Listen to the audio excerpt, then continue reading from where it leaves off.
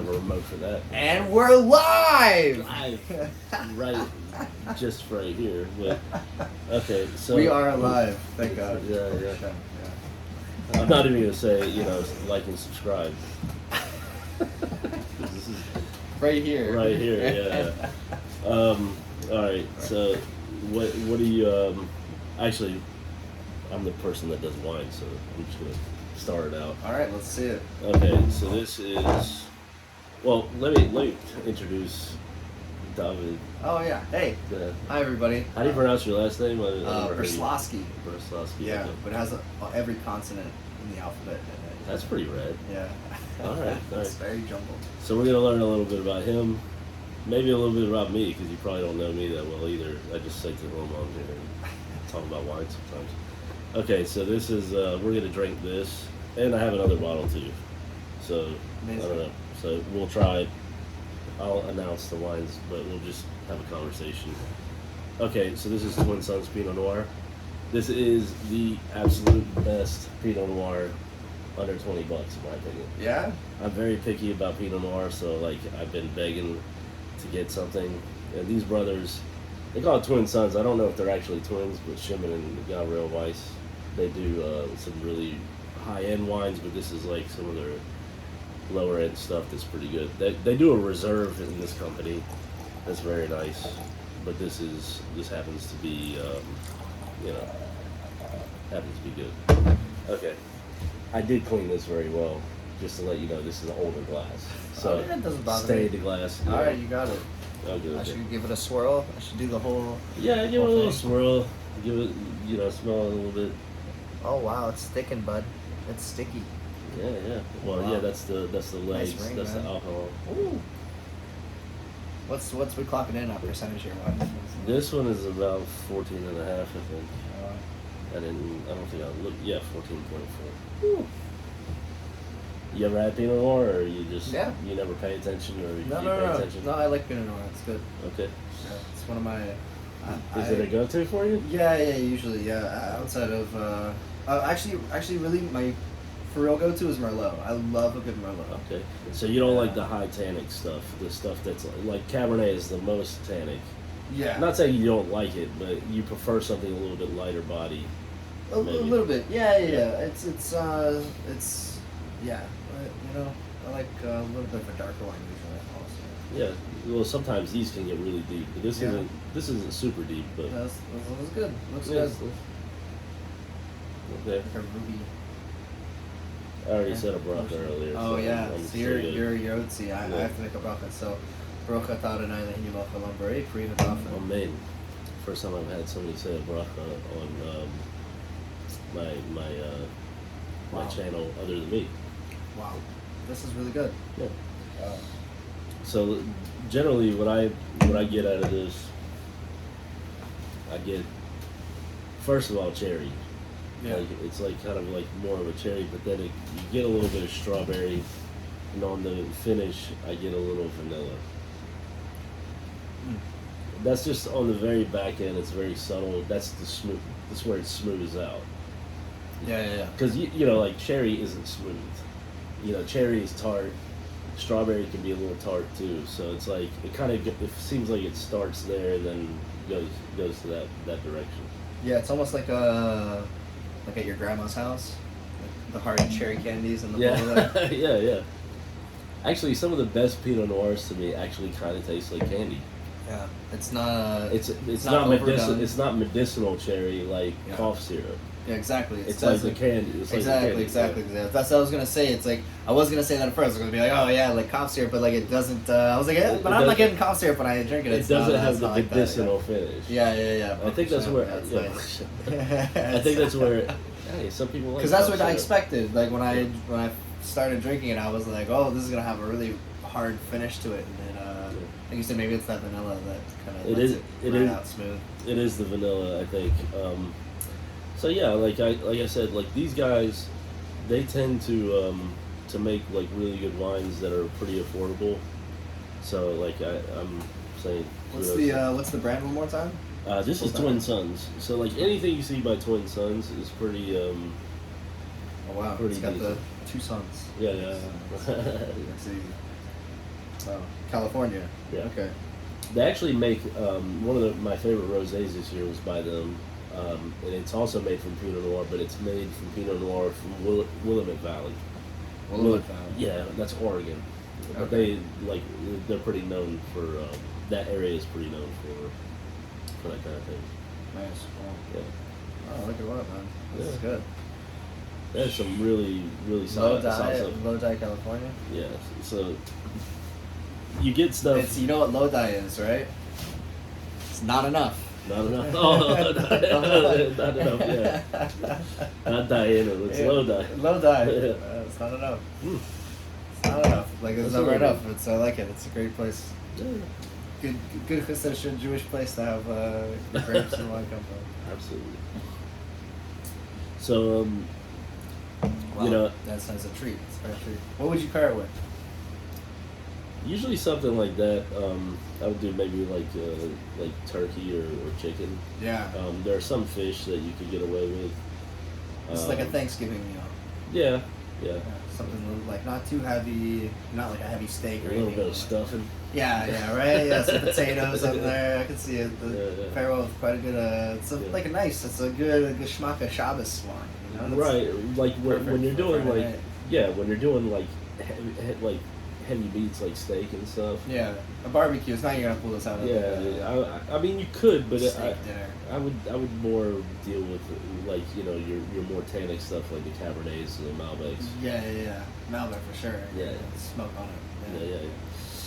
So I don't know you that well, so I would Yeah. like to talk about Sure. some of the stuff that I mean, of course we knew each other maybe about a year or two, Something like that. Yeah. something like that. And I met your father at a Shabbos dinner at the Simons Oh, over Pesach. over Pesach. Yeah.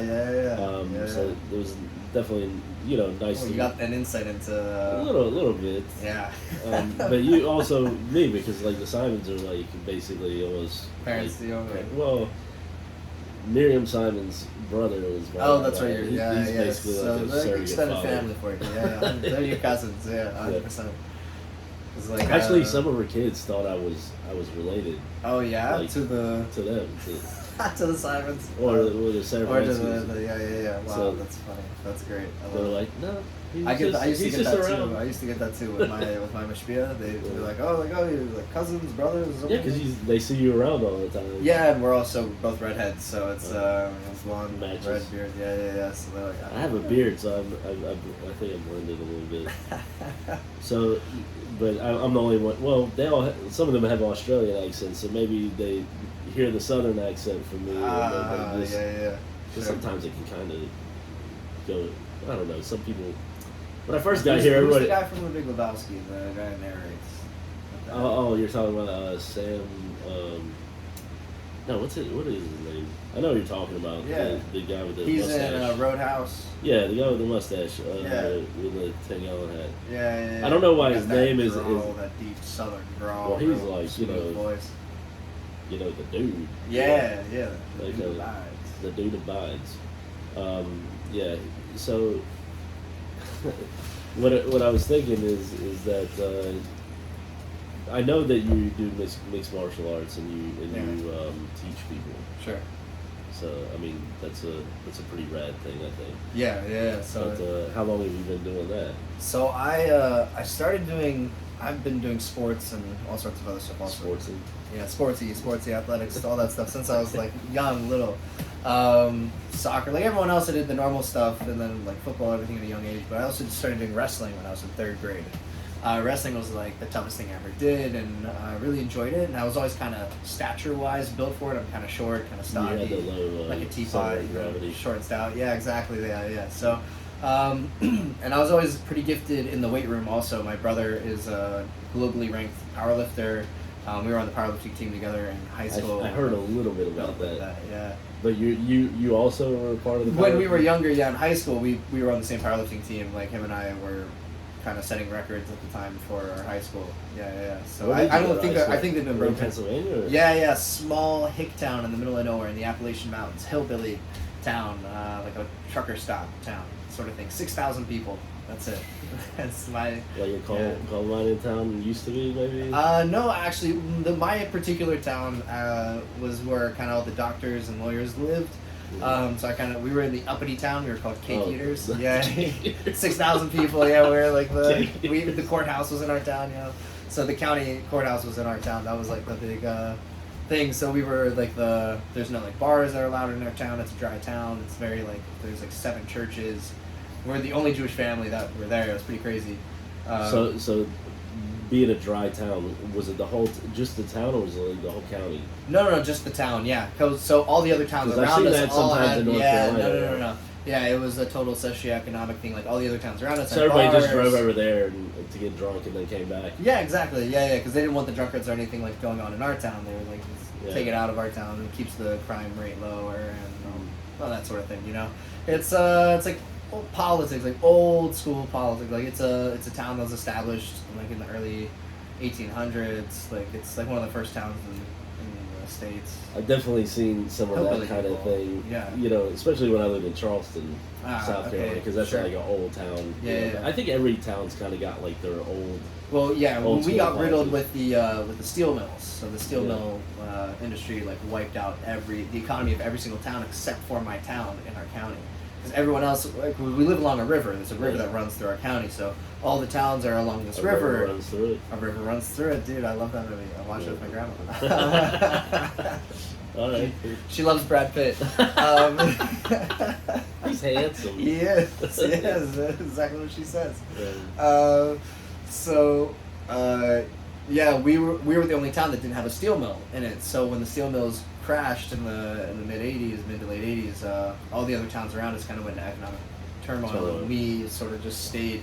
And it's this weird town because it's been like perfectly preserved and like everything is exactly how a super historical town, like old school everything. Yeah. I like Very interesting. I like going to certain towns like that because Yeah. you can actually get kind of a feel.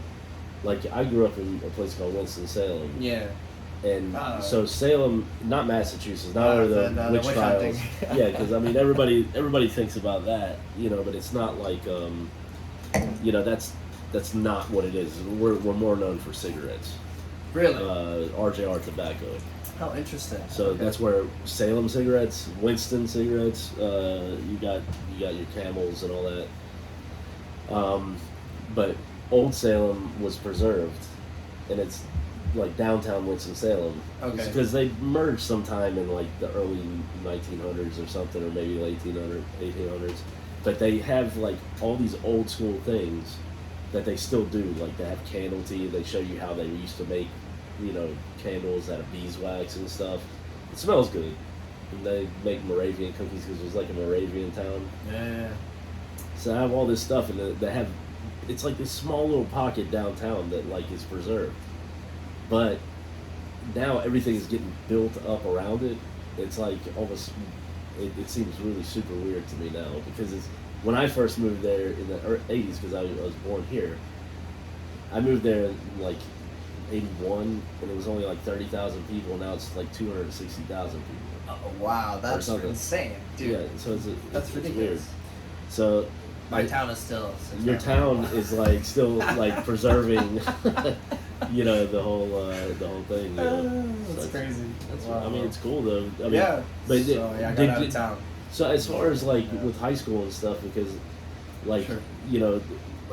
how did they do it? Did they pull a bunch of people from different cities? Yeah, and counties? exactly. Yeah, so yeah. you probably had like a really large school. No. No. My graduating class was 160 people. Hmm. So we had and the middle school and the high school. Like were in the what same division building. was it? Like D? We go by A's. We were double A. Double A. Okay, because it's not like college. It's like we were 3A. Now we're 3A. Okay. But they joined we used to have a freshman team that was separate.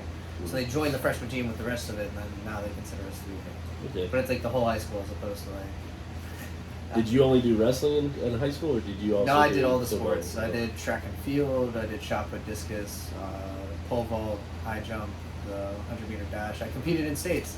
Yeah. My 4x1 team actually, we competed. We got first place in states. First place in states. Yeah. So that was for 2A. 2A. Yeah. Well, that's small. Well, Still I mean, cool. no, it's still cool. Yeah, Like yeah. it's Yeah. like because I know some places, like from what I understand, like because I've heard of like 5 and 6A schools, and I'm like, how do they ever do that? Oh yeah, yeah. You know, Yeah. because I didn't grow up in a small town. We had a bunch of schools. You know, Sure. and you know, we were actually like one of the. We only had like 800 students in our school, Oh wow. so we had some That's 4A. about the same as me. We're way less now. We're about half. We're about 500. You Yeah. probably had the same amount of graduating though. No, I'm just kidding.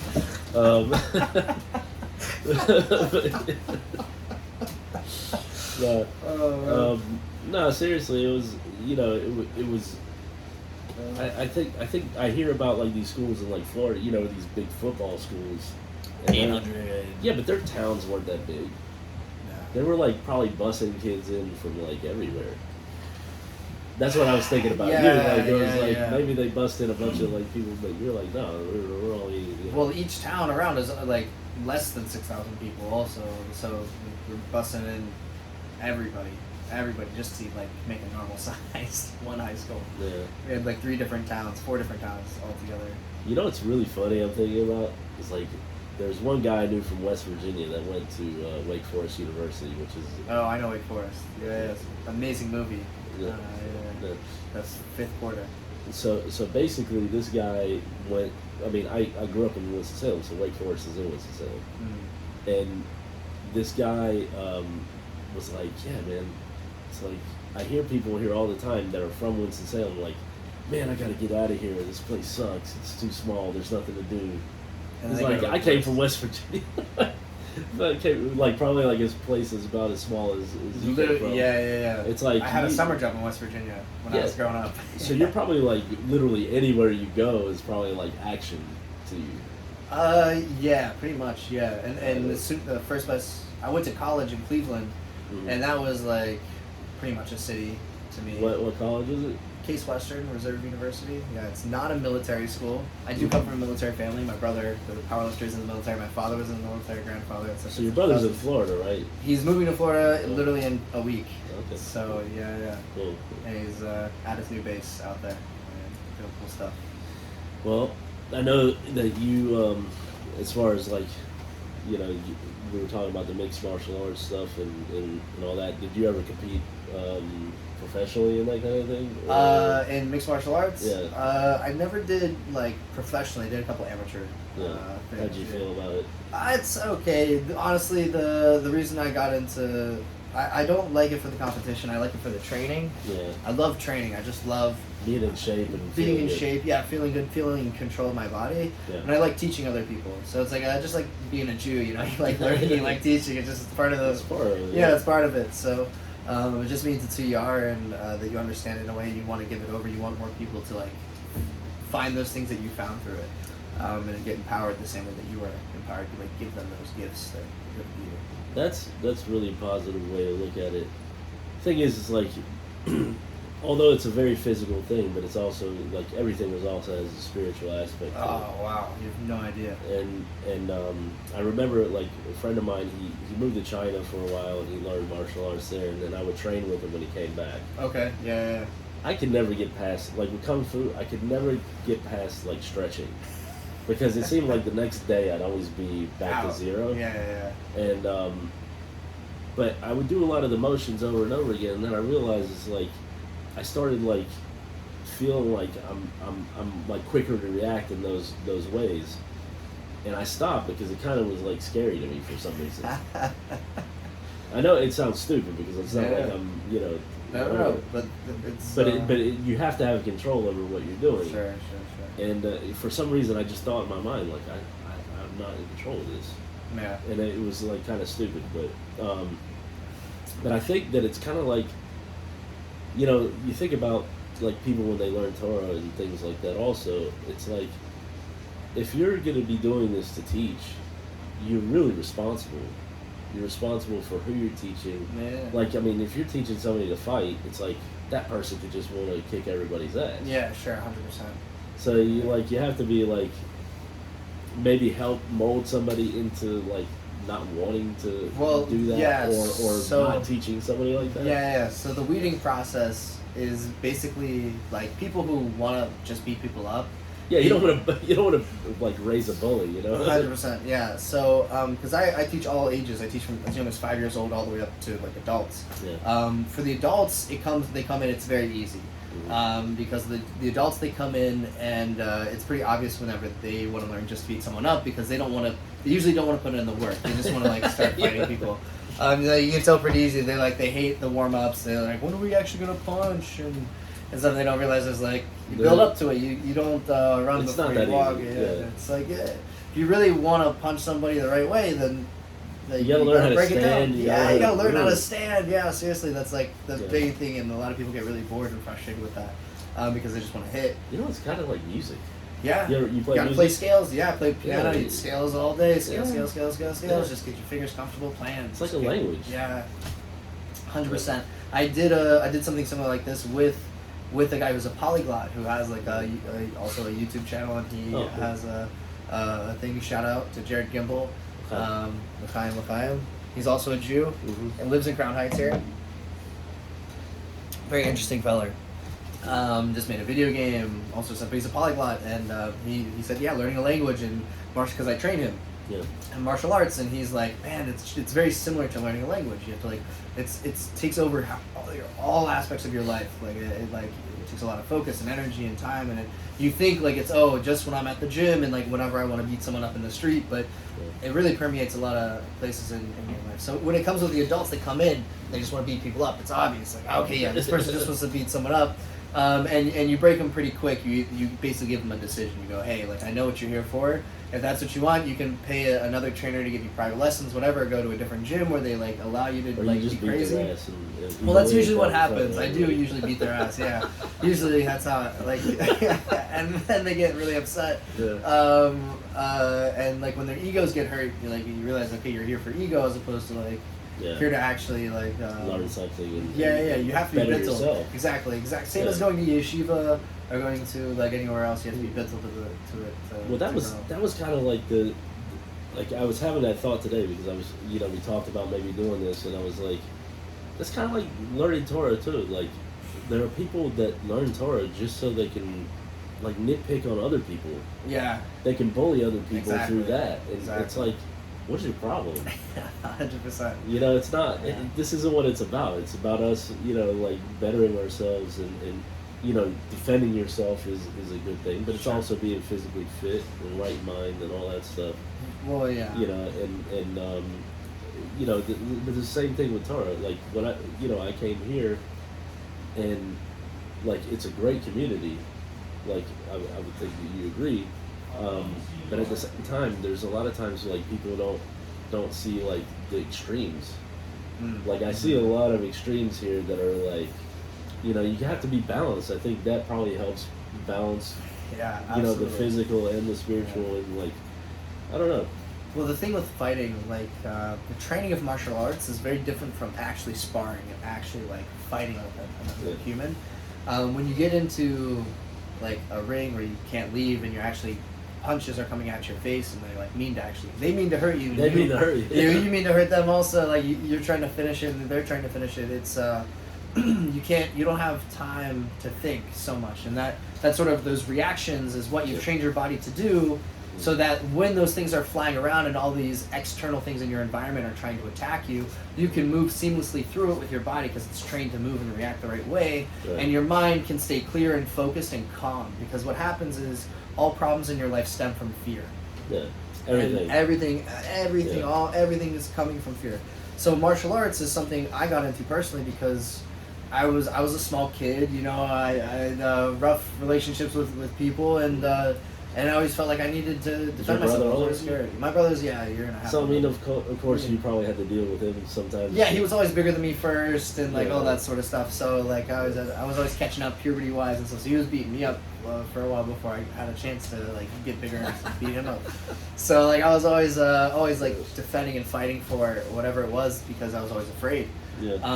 And I was afraid of being vulnerable and things like that. And so when you learn how to fight and when you feel armed, you feel that fear kind of goes away because someone can literally have their arms wrapped around my neck, like be choking me out, and I can be calm enough. calm as if I'm sitting on a beach, enjoying the ocean breeze. Like it's the same to me. Like I'm in that same mindset. If I can be in that mindset in that situation, then everything is pretty calm because I know what to do. I've been there before. I can always tap. I can always get out. It's not by me. Like I'm not. You don't have anything to prove. It's not like I'm not afraid. There's no ego involved. You become buckled to the system. Right. That's really what you trying to. That's achieve. a real life. That's a real life. Yeah, but message. it permeates all other aspects. And if my head isn't right, if I'm not right spiritually, if I'm feeling guilty, like my mind is on these other things, I'm not like my davening isn't like helping me out. Like whatever it is, like Yiddishkeit for me is like another tool, like a more permeated tool than obviously martial arts. But it's like even though you're not in control, but you know that you can go towards this thing to kind of get you in the kind of the right place. Yeah. It's a tool. Like for me, martial arts is just like a way to get myself centered so that I can be a truer being. I can get this goof. Like Yiddishkeit is about harnessing the power of your neshama, and martial arts is about harnessing the power of your goof. Yeah. And that's like, Yiddishkeit also in terms of mitzvahs and things like that. But I think there's also an aspect of Yiddishkeit that also talks about war, and the Rambam talks a lot about keeping your body healthy and getting walking your body and getting it to sweat the same way you do a dog. You have to treat your body the same way, and mastering. Like I'm basically just like a dog trainer, just like an expert dog trainer. Like that's The whisperer. Yeah, exactly. Goof whisperer. The goof whisperer. The goofy whisperer. Yeah, the goofy whisperer. No, I mean, I think that I think it's very, very fascinating that we have to go through certain things. But like when you were saying like I could be getting choked out and be calm. Yeah. And I'm just thinking about like a lot of times, like say you're just not on your game, even spiritually, it's like there are certain things that you go back. I think that's why chitas is very important. Yeah. If you keep like a base and a structure, at least like you're doing or keeping something there to keep you like treading water while things are getting thrown at you. Absolutely. And Tehillim was like that for me. That's why I do the Tehillim Tuesdays. Super important. Also, like, I mean, sometimes I'm like, why am I doing this? Nobody watches it. But at the same time, I'm like, it doesn't matter. Like, I'm saying Tehillim on YouTube. Yeah, you're creating clear in that space. Yeah, 100%. I mean, it clears the air. It's the same as when you say it on the subway. Like on the subway. Yeah, I used to do it every every day, dude. Yeah. Like when I worked in Manhattan. Religiously.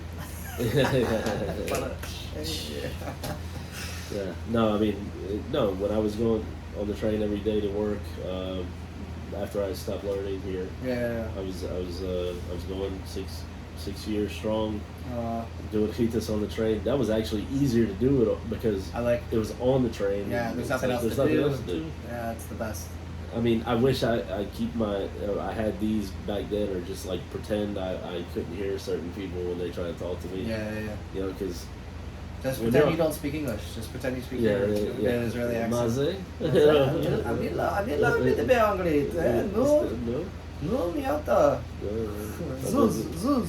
Yeah, just throw some random Yiddish words out there or something. That was the thing about language also. Like you were talking about fear, being one of the things that hold us back from a lot of things. Sure. And I figured out, like, especially language or even playing music, it's like when you play music, especially the older you get, and this is why I figure, you're more easily able to learn a language when you're a baby or a kid, is because you don't have fear. You don't have like that wall of rejection. Yeah, you think people are going to judge you, and something bad is going to happen because of what you do. It's not even a bad. You don't want people to think you're stupid. You don't want, like, when people play music though, that the first thing is they want to play their favorite song automatically. Yeah. It's like sometimes it's an easy song, so success. Yeah. Sometimes it's like, if I'm a bass player, like I can't play, like I couldn't play Jaco Pastorius or Victor Wooten like immediately. Sure. You need to work up to it. Yeah, but I still can't even do that stuff. It's like, I mean, a lot of it, I mean, like regular bass lines, yeah, but like there's some stuff that's like, all the tap stuff. I mean, I don't know if I just never got dedicated to where like that would be my thing. Gotcha. Although I can play pretty difficult stuff, but not compared to like virtuosos like that. You know, but that isn't always the best music either. Like that's the what you're saying, Beatles, sure. like the Beatles would play like super simple stuff, but it, you know, Yeah, that was got you. the heart, you know. Yeah. But when you're learning a language, it's like anybody could act like you're stupid. Like especially, this is one of my problems with Israelis and Frenchies. And I'm gonna say it like this. Okay. I'm an American. I grew up American. Yeah. Here, take some more. So basically, my problem is that whenever you say something to, like, because I've tried to learn Hebrew, I do Duolingo and stuff like that. Yeah. I know a lot of words. Yeah, it's good. Vocab is the best. I can hear a lot of things. You know, I work at a place where I have Sure, to deal sure, with sure. a lot of people. Yiddish and Hebrew. The whole Yiddish mix. and Hebrew. French a little bit. I hear it. I just, like, when I try to speak it to people, they look at me like I got 3 heads. It's like, what is your problem? You can't pick this out. Like, if you came up to me and you said something in English to me, which you do constantly, You can and you pick up say it what level wrong, on- you still get it. I'd still get it, and I might even correct you, like, nicely. yeah. Not yeah. like treat you like an idiot. But you come to me.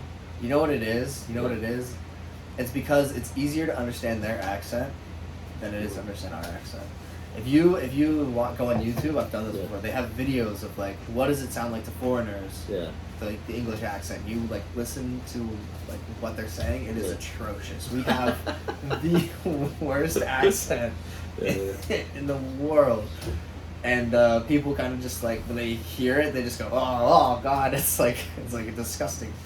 They don't want to. Well, that's what It's a especially weird, with like French and perverted Hebrew. Dutch almost. Yeah, That's French and weird Hebrew. sound. I think they really think our voices are disgusting. Well, it's because their voices sound exactly the same, and they don't think it does, Yeah. but it does. Yeah. Yeah. No, it's pretty bad. Like a lot of things that and honestly, It's the hard R.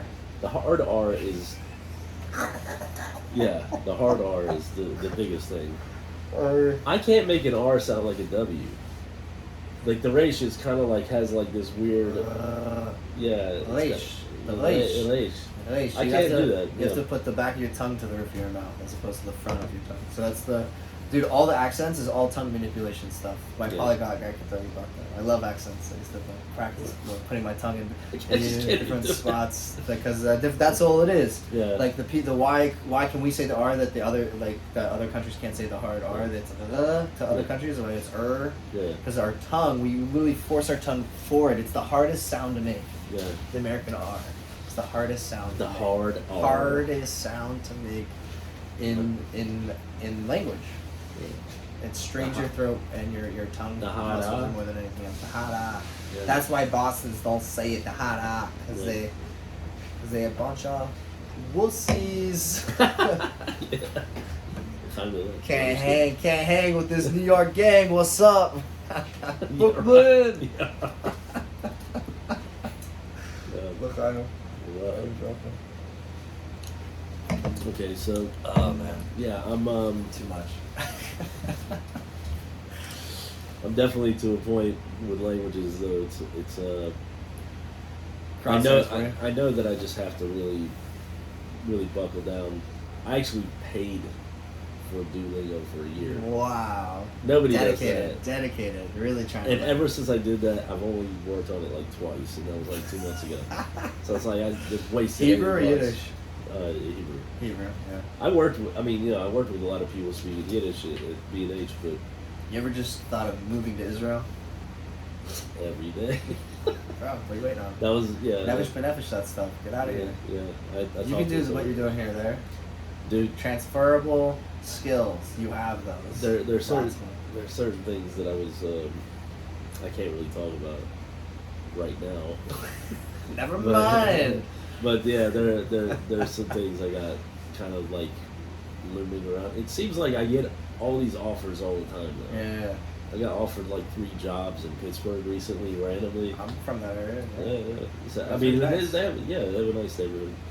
And then there's something else, but I just don't want to say because I don't want to. I hate to say I don't want to jinx it. You know, No so- worries, brother. Yeah. It should be what's locking. I mean, It should I happen. mean- Do you want it to happen? There's one thing that I want to happen because I could go anywhere in the world. Finish Well, it actually, up. there's two things. Bitcoin. Glad I got out. What I did. yeah, that was bad. They just crashed, right? Well, I mean, it doesn't mean it won't go back. That's up. why you shouldn't invest in Bitcoin. You should only invest in Bitcoin. That's it. That's it. Only Bitcoin. Yeah. Trust the Averster. Yeah. Trust. You know, I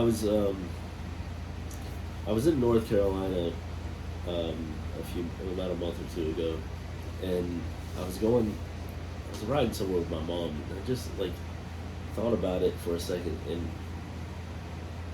I'm looking at like a big thunderstorm, but like while we're riding, and it seems like I'm having like certain reoccurring themes, but I'm just thinking to myself, like, the world is really built on Torah, and the learning of Torah. If it's not there, then everything, Well, what's the whole all Indian? the structures where you. What's the you whole know, Indian of the basis of Torah? What is Tanya? Yeah. What does it do for you? What does Tanya do?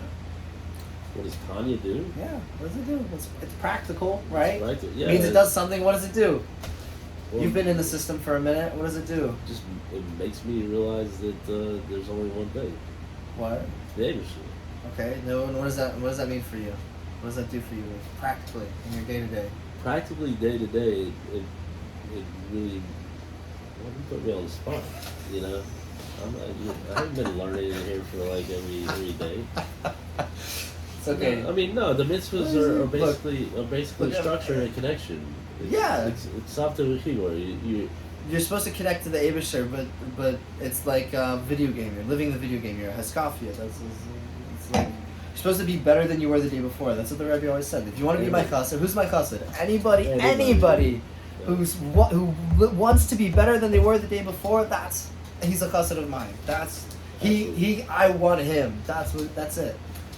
You know what? You're on the team. I read a Get over halacha here.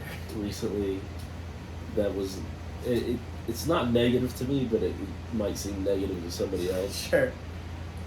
But it's like when you wake up, you don't pop out of bed. Yeah, not all the time. Yeah. No, but the reason why you don't just pop out of bed is because you have to like sit there and focus for a second and realize that each day you wake up, you're closer to death. Yeah. So Well, it's there's kind of like Tehillim, that's there's why you Tehillim. say Modeh Well, Ani. honey, thank you for bringing me back because Yeah. I could have not been there. Yeah, but before like every time it's like you want to be better every day that you wake up. Well, yeah, You know. yeah. And that's the main. It's not a negative thing. It's like No, not at all. The idea is you're grateful that look. There's a Tehillim that there's a passage, I don't know, don't quote me which chapter. There's a paragraph that says like I hope that I don't live to see the day that I die. Like, I mean, it's okay, that's a crazy thing to say, but what does it Yeah. mean?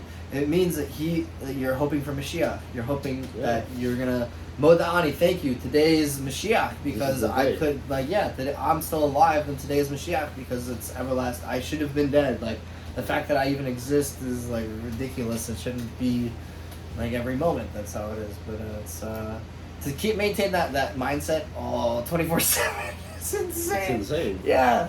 Yeah, it's crazy. It's crazy. It's so easy to get out. Yeah, you always just break down at Yeah. some point, and then you Yeah. have to come back.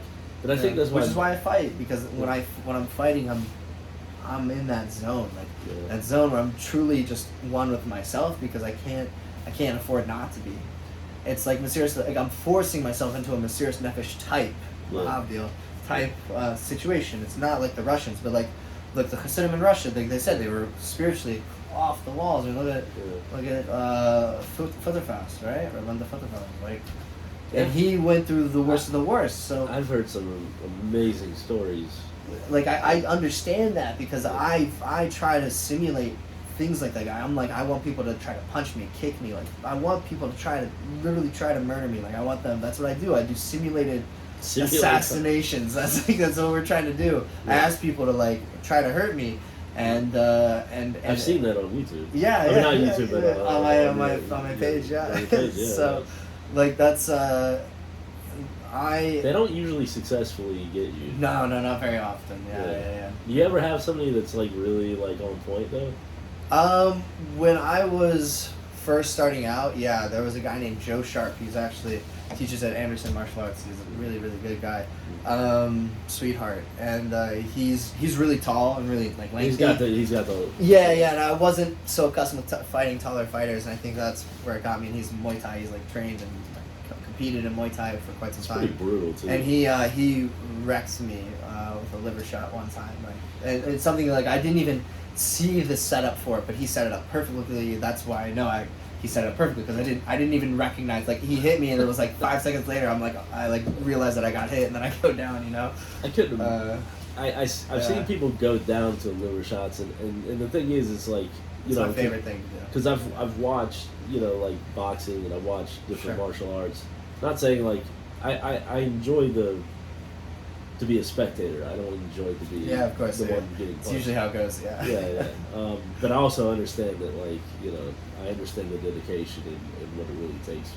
But thing is like when I used to watch liver punches as a kid, I was like, what are they faking it? Yeah, right. That's what it looks like. That's what it looks like. Hey, you barely got tapped. You touched him while you flicked him on the stomach and he went down. What's the deal? Like your tummy stuff. What happened? Yeah. It's crazy. You know what happens? You know what happens? Yeah, but people they barrel in pain. So your liver, almost more than your brain, your liver is the most important organ in your body. It does. It's the biggest. One of the biggest. One of the biggest, yeah. Size matters. Yeah. So it does more for your body than almost than anything else. So your body will protect your liver by all means necessary. So because it's purifying your blood, basically. Exactly, yeah. So without the liver, you're basically dead. You have your big three: your liver, your heart, and your mind. So kind of like the big three of those are adultery and murder. Yeah. So it's kind of in that realm. Yeah. They mean a lot. So whenever you get hit in the liver, your liver is super sensitive. It's all nerves. So when you get hit in the liver, your body immediately goes, I can't do anything but send all of my energy and focus on keeping this protected. So literally all of your functions, everything stops working, and your entire body goes into like a semi-shock in order to protect your body, in order to protect your liver. So it forces you kind of out of the situation that you're in. It forces your body to just crumble and do nothing but try to keep that thing from getting harmed again. I've watched that. It's insane. So many times, and I cringe when I see it. It's an involuntary reaction. Involuntary. Yeah. It's like you're totally. You want to be Bethel, man? Get hit in your liver. That's the thing. Like sometimes you see people get rocked in the head, and they can still stumble around. Yeah, that's what I'm saying. And they can still keep their 100%. The head is never. That's what I'm saying. People in martial arts, when they tell people, one of the novice mistakes is head hunting. And I tell people also when you're fighting somebody, you can't look at them in the eyes. Yeah. I'm lucky because when I take my glasses off, I can't see it. Anyways, it's fine. I can look at it right anywhere I want. Yeah. But I tell people to look at the chin, like right here, right in the crux of the neck. Yeah. And the reason is your body subconsciously picks up messages when you're looking at faces. Right. So you're gonna start getting into your own anxiety by thinking about what are they thinking? Like what are they thinking? Yeah. And it's not even that you mean to do it. Your body just does. This is what your body does. It picks up stuff, communicates. So by doing that, you kind of turn this into an object and something that's instead of a human being, which it is. In the time being, you can't treat it like a human because it's attacking you. You can't. You have to treat it like it's a thing that's trying to kill you. You treat it like the environment. In the environment, you don't try to pick up subliminal messages from necessarily. The environment you just kind of navigate. The thing is also you try to stay in your own spiritual trueness while you're going through. If you look in somebody's eyes, wouldn't it also affect you emotionally? Yeah. In a way, yeah, like whether it be anger or you don't want to do this. Look, I'm telling you what. A human doesn't want to hurt another human. It's not natural for a human to want to hurt another. You have to look at them look at Silence of the Lambs. It puts the lotion on its skin or else it gets the hose again. That's all right. It's what he does. What the serial killer does is he keeps trying to turn the person into an object because it's easier for him to torture and or kill or whatever it is that he wants to do. That's as long as they're still beautiful. yeah. Well, he needs the skin, you know. Yeah. So, Yeah, it's That's what the Yates are is. it's fear. It's just another Yates fear are thing. like yeah. still he wants to put the lotion on his skin. Yeah. Well, he's afraid of what people will think of him if he is truly who he is. Whatever, all these other sorts of things. Also, some people just have literally miswirings. They're like, "Mom, I'm sick." Yeah, yeah. That happens. It happens. So. I was actually gonna mention like even like Pirkamos Yeah. because we're learning. I haven't been learning it like other people Sure. learn it because usually everybody does after Mincha during Shabbos, and I started like I was given this Doris David thing, and it's there's some things from like the Malbim in there and like different commentaries that you don't normally see here in the neighborhood. Okay. Yeah. But I kind of the hood, Crown Heights. Yeah, in Crown Heights. But I was kind of like enjoying some of it, but it was started talking about Noah. Mm-hmm. Like, because at the beginning, it's talking about like there's three things that the world stands on, basically, like three pillars, and Chesed is one of them. Yeah. Good. And it was talking about like Noah being, in this, Chesed? well, Opposite. yeah, it was like the opposite of what was going on. Like, The Al Gavor. yeah, it was all Gevurah, and then Everything was in there. Create your own art for your own thousand. yeah, but then you also have to look at the Sheva Mitzvahs. So when he came out of it, the Sheva Mitzvahs were the thing. The thing is, he was also feeding all the animals the whole time, like they were in the ark and all that stuff. Look, the environment, like I said, the environment can be tumultuous. It can be trying to literally kill you. But Well, it was trying to kill him. yeah, Yeah. just stay true to yourself. That's the thing. If you can stay true to who you are, Yeah. and see who your values are, be with your family, be with yourself, and be comfortable and be in that, and like live with that. You have to live with it. And once you're good with that, like fighting becomes something that's like almost easy and fun. It's like skydiving or anything else that's like scary, or rock mountain climbing or whatever else that's like scary or crazy or like pushes you beyond. Some people where feel your skydiving limits is are. like it's actually calming. It is. Yeah. It's extremely I've anxiety. done paragliding, but not like Paragliding is pretty crazy. I don't know about paragliding. Well- That's pretty crazy. Yeah. Yeah. So I hear what you're saying. Skydiving feels safer. It is probably is. The rocks right next to you. No, sorry, I did parasailing. Oh, parasailing. I was in a Parasailing chair I in would the do. sky. Okay, yeah. Parasailing I would Yeah, do. Yeah. Except for when they slowed down the thing and I could see like all The the sharks. Yeah, that's and messed up. they're like, yeah, we're just gonna dip you in the water now. Hey, you're like, ah. Yeah. Oh, No, because man. you can actually really see what's down there. Yeah. Water, crystal clear water. It's freaky. Yeah. Get a bird's eye view. See what the birds see. See why they eat so many fish. Yeah. So, but yeah. You want to try the other one? Yeah, let's do it. Okay. I figure we've been doing this for a little while, so What's this is gonna be very different. What this is a what? This is Montepulciano d'Abruzzo. That's a type of wine. D'Abruzzo. This- D'Abruzzo is the region. D'Abruzzo is the region. Okay. Yeah, so that's from Montepulciano D'Abruzzo. d'Abruzzo. Montepulciano d'Abruzzo. I took Italian in college. I'm partially Italian, Yeah? so like yes, which I probably murdered it. Denominazione di origine controllata. Red wine. It is red wine, yeah. Borgo Reale. Yeah. That's the company, yeah? Yeah, that's funny. That's the So wine. it's in Italy. Yeah. So the Abruzzo is the region. Or Abruzzo, sorry. Abruzzo. Abruzzo. Yeah. So, Alright, so you have to pull it out a little because there's two Z's. Yeah, Abruzzo. Yeah, I suck at it, but Yeah. it's all good. I grew up in the South. It's like people ask me. Arrivederci. Arrivederci. Yeah, amigo. Buongiorno. Barge. Yeah. Oh, l'chaim. Let's see. So it's just like a blend?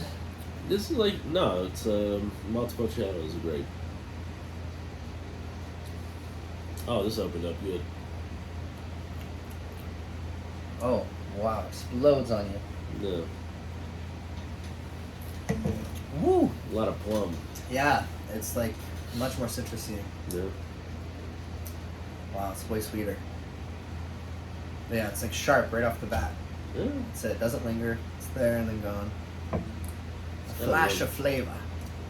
It's nice. I like it. Yeah, yeah. I mean, it's definitely a different, thing. I always felt like, Italian wines could be a little funkier.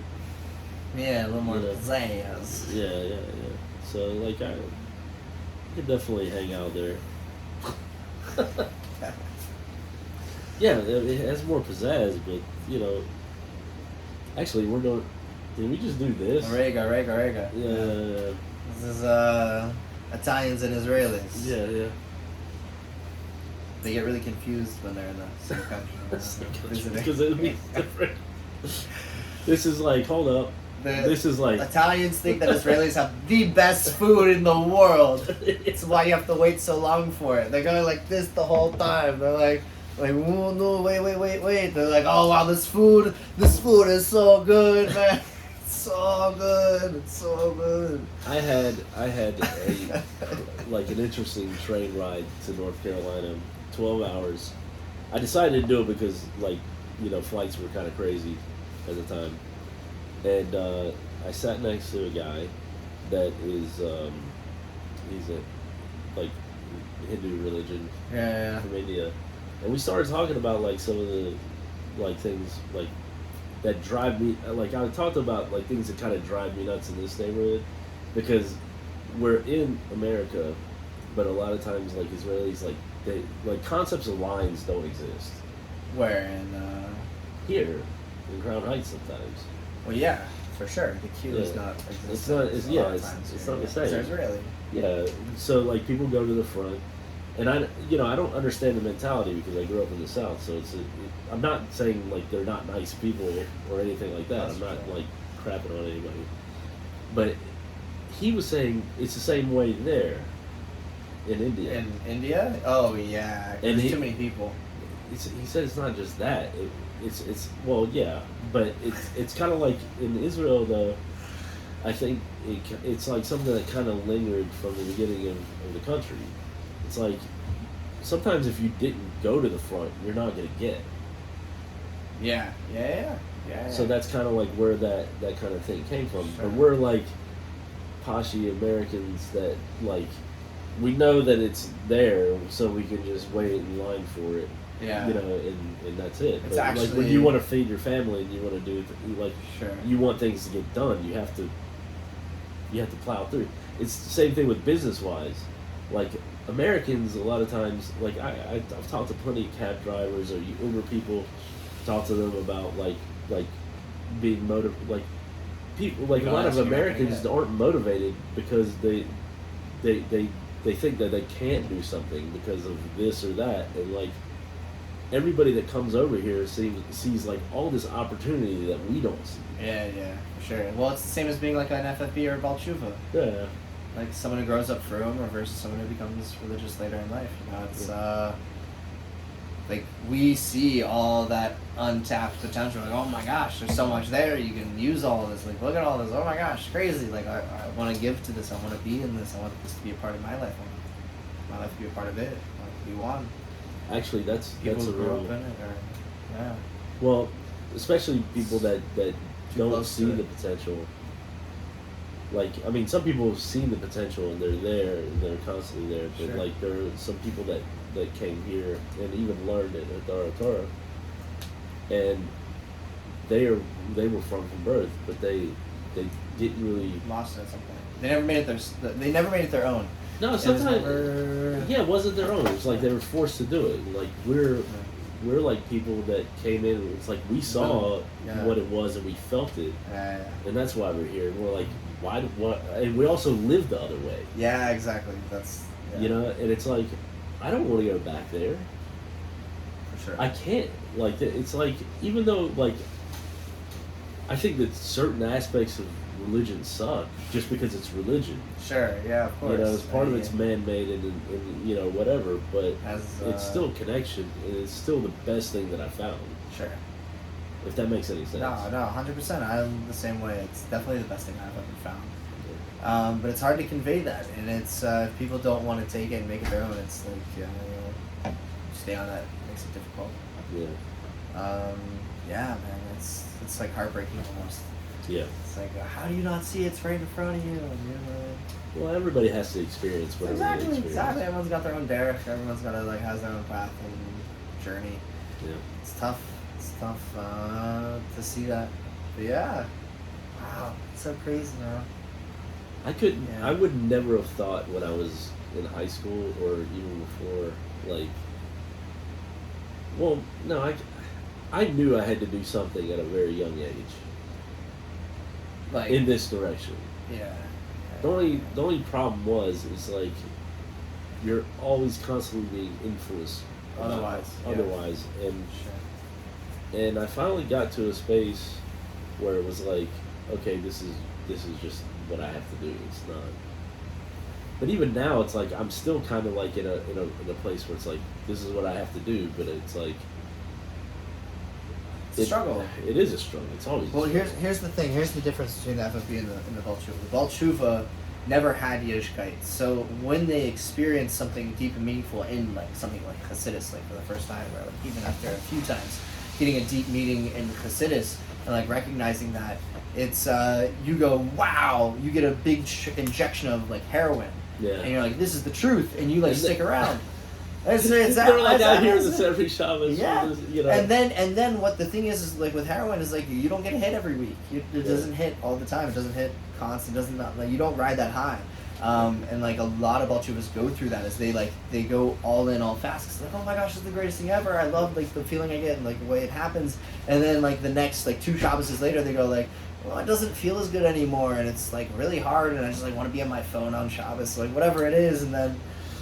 Yeah, it's a struggle. So then they like do it, and then they go like, and then they have this back and forth battle of like, oh, do I stay here? Do I not stay here? And then at some point along the journey, they eventually get inspired again, and they go, oh my gosh, I remember when I was here, and then they drop off, but they never quite go away. Why? Because that injection is the greatest injection that you can possibly get. It's mamish heroin. Like I'm not even gonna say lahavdil because it's like probably better than heroin. It's this great spiritual awakening that you have and recognition of like who you are and like a great deeper. Spiritual being and like infinite power that you're connected to. It's insane. There's no other thing like that. Even like getting hugs from all of your loved ones all at once is like not even that isn't as good. Winning $1 million probably doesn't feel as good as that. I don't know. It's probably close, but Okay, so I would. but like when you're in FFB, what I'm saying is like when you're in FFB, you don't recognize it because Yeah. you're in it all the time. It's Well, like they said in the Alter Rebbe's days, in Tzemach Tzedek days especially, is that miracles were rolling off the table. People could care less about them. Like it didn't mean a thing. Miracles were left and right. It was like a normal day-to-day coincidence to have miracles. So like by the FFB, he's growing up in this environment that like giving these heroin type experiences to people, and they never get it.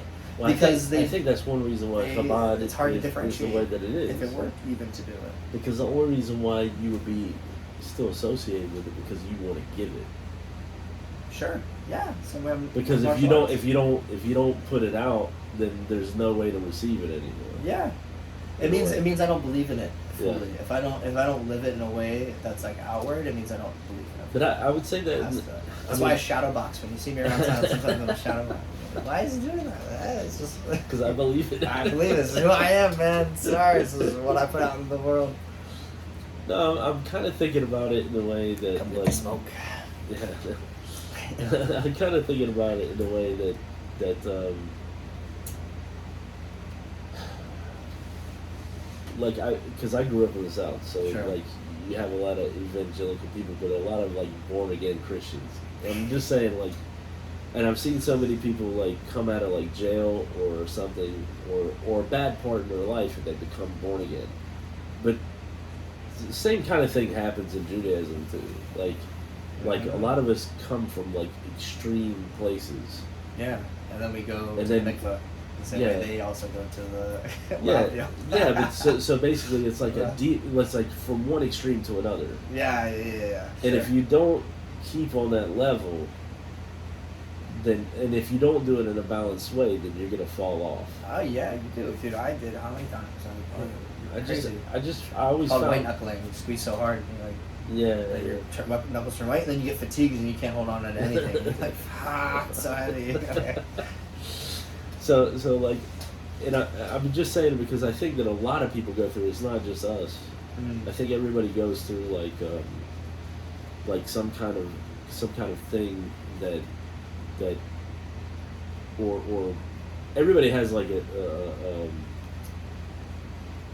a bottom, everybody fall like Yeah, everyone's got it, but everyone has excuses. Yeah, everybody's Excuses are like butts. Butts, tuchuses. Yeah, everyone's got them and they stink. And they stink. Yeah. So like I think a lot of times like no, I'm saying like I'm saying because I'm remembering like times on the train, like there are people that feel like they have to stand up and like tell everybody like what their situation is and like what they're doing, and that you need to believe the way that they believe, and that's not really what it's about. And it's also it's not about a reward system. It's about like, and that's why one reason why Hasidus is like so important to me is because it's more about the fact that like this is about you loving Hashem. It has nothing to do with what you're getting in return. And it has all about like elevating the area around you. That's why tefillin is so powerful. Yeah. Well, I think that's nothing comes from it. It doesn't make any sense. No, it does make sense. Well, and the reason why I say it makes sense. Yeah, no, I mean it is like a hump. To the guy on the street that you're doing it to, it doesn't make any sense. Yeah, but it's totally not. The Sfas Emes actually said, like I saw this commentary a long time ago, so forgive me if I can't really quote things, but basically, the hukim are basically like it's like when David HaMelech said like your word is a lamp to my feet. You do it, and then your path is basically illuminated. Like the more you do it, it makes sense a little bit more. Yeah. The thing is, the paraduma doesn't make sense to us because we don't do it. Yeah, it doesn't happen often. Often, it hasn't happened in how long. So there are certain things though, like in Kedushin, it basically talks about like what we're chayav to outside of Eretz Yisrael. Chutz La'aretz. So everything that's mitzvahs of the goof are actually that's what we're chayav to. So what is the point of even doing the mitzvah? It's actually to actually make Yisrael here. It's actually to like I know I'm just going all over the place, but like Basel Gani, it's about making the base of Mikdash here. So like where do you even come there? You have to go from the beginning. You have to start with the mitzvahs of the goof, and then once you start inhabiting the land, driving out the not well, it talks about driving out the inheritance, or not inheritance, but the people in the land. But those are the midot, or So basically, you're transforming the negative midot of what was in the land. You're transforming it, and then you're starting to bring in the fruits from this negative energy. Yeah, you gotta transform it through the mitzvahs of the goof, and then you can enter the land. You start to reestablish yourself, because Yisrael means it's a direct connection. That's what it means, direct connection. Sarkel. So you have to be in connection with these things. Like even mitzvah is safta v'chila. It's a connection. Yeah. Yeah, it's literally what it is. It's what it does. Yeah. So when you wrap tefillin, you are connecting. You are putting on this thing that is literally connecting you to Hashem in a way that you can actually start to inherit yourself. Well, here's the thing. Tefillin is, especially on the street for someone who doesn't even know what it is, like no understanding. It's the ultimate form of bittul. Yeah. Like doing this random It's like, thing. yeah, like Random thing that means totally nothing to Nothing. you. You don't know anything Yeah. about. It's leather. You can't even read. Unless the it looks stuff embarrassing inside. to put on. Yeah, it's like, crazy. yeah, It's a yeah. what? It's a weird kid in a hat. Like, Yeah. why is he wearing a fedora? It's 2020. It doesn't make It's sense. hot, It's shit hot. outside. Yeah, like, what is going on? And he goes, Yeah. "Are you a Jew?" And you know from your grandmother's mother, whatever it is, that you happen to be a Jew. Or you heard And, about it, or yeah, you know, whatever. so literally all it is, yeah, you know that you're a Well, Jew. more. Yeah, just a tad bit, yeah. Tell me where you are. It's good. Yeah, perfect. You are. I'll match you. Good. And that's literally it. That's all it is that you're a Jew. And this is what Jews do. And that's all it is. And if you do it, you're like, yeah, I'll do it because I know I'm a Jew. And this crazy guy on the street also says that he's a Jew and that this is what Jews do. And for some reason, you believe him. Why do you believe him? Because we have the Torah and it's based in truth. Okay, that's why you believe him. Sure, it's like back to its source, you know. Yeah. But like there's no other reason to it other than that. And that act in and of itself, that act has nothing to do with Chassidus, nothing to do with anything else. That act is such a bittul act that is like such a Jew. It's like the quintessential thing of being a Jew. It's just like doing it because Hashem, like you said, like what's the point of the red heifer? Like there's no, we don't do it. There's nothing. If we don't do it, we can't become acquainted with it. And this is the only way to become acquainted. And this is something this guy's never done. Maybe he's only done it once or twice, whatever it is. But he does it because he's a Jew and that, this and that. And that fact alone, he does it because he's a Jew, and he knows that he's a Jew, and so he does this random thing that is totally meaningless on the surface. Literally meaning like black on like It's like, nothing. he doesn't even know what's inside. Really. Yeah. You can say what it's inside. Yeah, but, like, whatever. He doesn't read it. Yeah, you know, he definitely doesn't. If you say it in Hebrew, he definitely doesn't. Right. Yeah, but you have no idea how like just like an act of bitulness, like an act of like showing that you're a Jew. That is Mesiras Nefesh in a lot of ways. Like Yeah. just doing this thing because some random like guy with payas and a beard walked up to you in the street and said this is what Jews do. You believe him. So many amazing stories from that kind of thing too. That's Like, how you know it's based in truth. That it's like these crazy things happen from it. These connections all over. This goodness that it is the strongest force ever. This outward goodness. If What you, would you say your most bizarre story is? from Ephraim No, just like in your general? life. Oh wow. Yeah, that's bizarre. Well, I know you had that situation where you rolled the produce thing. Oh yeah, I rolled a truck last year. I was delivering fruits and vegetables, an F-350 big truck. Yeah. I rolled it like it's a massive, heavy truck, and I rolled it upside down. It should have crushed me. It should have crushed me. Yeah. Did it act like? Was there like a hill that it went down, or It was went up just- the hill. I rolled it up a hill. Maybe that was the lucky part. Wow, that was also Well, it's not like- luck. It's Well, not I the was process, I was but- gonna go off a cliff side, so I chose to drive into the hill as Into opposed to the driving hill. off the cliff. Yeah. So, very. I forgot. Was big anybody mess. with you, or you? by Yeah, I had a yourself? 15-year-old kid in the car with me. And So- both he of you had were a just little like- scrape right here that was like the size of a quarter on his arm. Yeah. We walked down. Y'all had to check your britches afterwards. Wow. Wow, man. I have a photo of me with like a Klitas and a Gemara like posing in front of it. I did see the picture. Yeah, it's really funny. Maybe if I have that, I can edit it into Put it this. in there right Yeah, here. yeah. It did really happen. I've seen. Yeah. I've seen the photos and I heard about it. Crazy, Yeah. crazy. Yeah, that's a pretty bizarre story. That's probably one of the craziest things that's happened. Like a threat to my life wise. Yeah, it's pretty crazy. I don't know. I had an ex boss used to leave like letters on my door threatening me to my apartment. That was like What? when I lived in Jersey. She lived in like Long Island. Yeah. It's a whole story. It's a whole thing. Yeah. I would have to say one of the weirdest things. Well, not weird, but like, I just felt like I had to go through certain things, like to get here. Yeah. So and I felt Oh, you mean like that? I felt Along the lines of that, like not like getting things not that like push me into- rolling, not like rolling a into thing. Yiddishkeit. Well, let me just go to a certain space here. Yeah. Okay, so a lot of times when people like become religious, they think that like their life's supposed to automatically become better, like easy. You know, like I'm not saying it is becoming better, but like they think things are going to be easier because they're doing the right thing. Oh no, so And that's like the opposite. yeah, usually. for a while, yeah.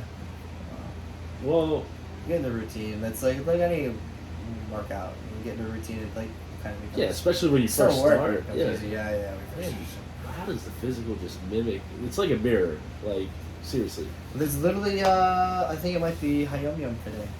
Yeah. Yeah, the body. Ready? You want to pull well, it up? that's my phone. So. All right, here, I'll pull it up. Yeah. You ready? Let's see. What is Hayom Yom today? No, but I was. The early sages, who were like angels, have already determined that the healing of the soul is like the healing of the body. Boom. Boom. Yeah. And it talks about physical body and then soul. So when you work out, you're gonna get sore, and those gonna be harder the next time. Gotta do chitas, people. That's so you And can you- have this. And you Otherwise you this gotta doesn't keep happen. flexing. You gotta Yeah. keep, you gotta keep working out. You gotta keep working out the muscles. That's the thing. You have to have goals. You have to always have goals that are. So you have to be. Well, you have to want to be better than you were the day before. Exactly, every day. 100%. Yeah, I gotta go work out in today. It's been a minute since I got to work out in. Yeah. You know, I'm leaving I tomorrow work out morning. I work out every day. Yeah. Well, yeah, At you work. do with your work. Yeah, you do actually. It's a whole to do, man. It's crazy. Even though I'm still probably out of shape in a way, but you know. You're much. You have like dad strength now. Yeah, that's, it's You all have like nice. the guy who like chops wood every day. Yeah, Like, pretty much. he drinks beer and you got a little bit of. You know, I got a beer gun, but he looks like a yeah. lumberjack, you know, but Yeah. he looks like he could probably hurt me. He got strong forearms, you know. Yeah, something like that. Something Grip like- strength. Yeah. Yeah. No, you're going nowhere. You going to the camp? I'm going to Denver. No, I'm going Oh, to Denver Denver. tomorrow morning. Whoa. Yeah. Like I'm leaving at 4:30. I'm waking up at 4:30. I'm leaving at 5ish. Oh, wow. I can Uber or Lyft one time. You want to take a bottle with you? I can. I'm not checking a bag. Otherwise, I would. Believe No, I'm me. saying you drink it beforehand. Drink the whole thing Pass on out. before TSA. Yeah. Oh, You yeah. get right in front of. Oh, they're like, Yeah, you're gonna yeah. have to. You have to pour this out and drink Yeah. out. And I'm like, okay. You ever heard of icing people with Smirnoff Ice? Yes, dude. My Okay, you just fraternity do it with did all that. the time. You just turn it on. We had this this thing we called Christmas. We didn't do it actually on the Daf of the day. Right, we right, did it right. at a different time, like on our own thing. It was just like a gift, like an white elephant gift party, and inevitably people would have Smirnoff Ices wrapped up in those presents. Like 6 of them would at least have like somewhere hidden inside of them a Smirnoff Ice. Like someone put inside a chip bag one time. And they opened up Yeah. the chips and then, like With the, with the ice. Ah, man. Yeah, that's pretty good. I've seen people like really lose their shit doing that. And the You're reason why I pretty say creative. that, because they put people in positions to make them do it Oh, in yeah. places where like You should not. Be you're at work, they're gonna fire you right now. You know, like you're an idiot. Yeah, but yeah, Wow. that kind of stuff I've seen. That's funny. No, but What about you? You allowed to drink on the job? Your job is pretty much drinking, isn't it? no. Well, I mean, it's not that I'm not allowed to. It's just why would I want to drink and then have to like Lift lift and- heavy shit all Work day? out. Lift and work out. It's like that's what I do. I drink a bottle of wine and I just freaking start Drunk maxing the deadlifting. shit out. Yeah. No, it's no. I do tasting at work because if products are coming in, I have to see what they are, and basically, a lot of people ask me for advice, so I just want people to have the best. Do you get sommelier commission? Sommelier. That's a sommelier, right? Sommelier. Sommelier. Yeah, I'm not officially, that, but yeah. No, I do. But you could do that. It sounds like you could do that. Dude, people get. You just did it twice with these 2 wines. Yeah, but well, I'm You not obviously saying like this one better. No, I'm just doing it because I want to be different right You now. want to be different. Yeah. Different. This one's stronger too. It's like 14%. And this one is what, 10, 12? No, it's like 13. Oh, it's not 1%. Yeah, 1%. You feel that? No.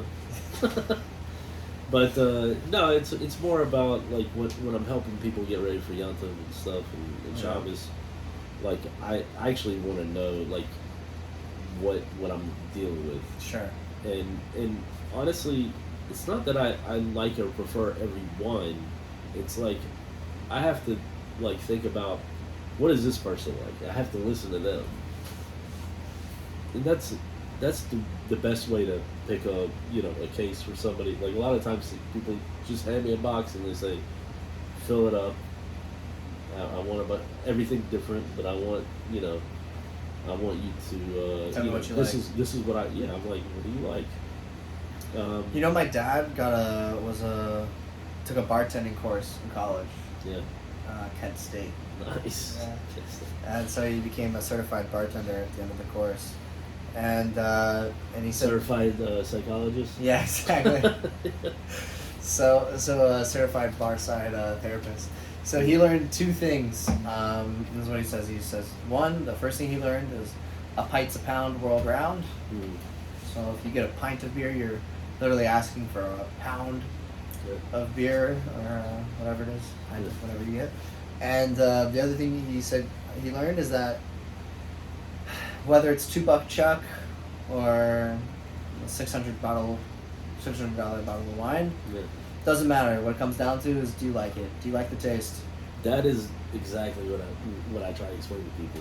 The best wine in the world, the best beer in the world is the one you like. It's what it boils down to. Come on, people. You don't have to spend $1 million. You don't have to spend you Now, don't have to be embarrassed. If about the one it. you like is $1 million, that's unfortunate for you. Yeah, I mean, you gotta up your Because of you gotta up your game. You gotta make good money. You gotta not invest in enjoy Bitcoin, or get out when it's right. Yeah, right. No, but basically, like I've just dealt with so many people. You know what I like in it too?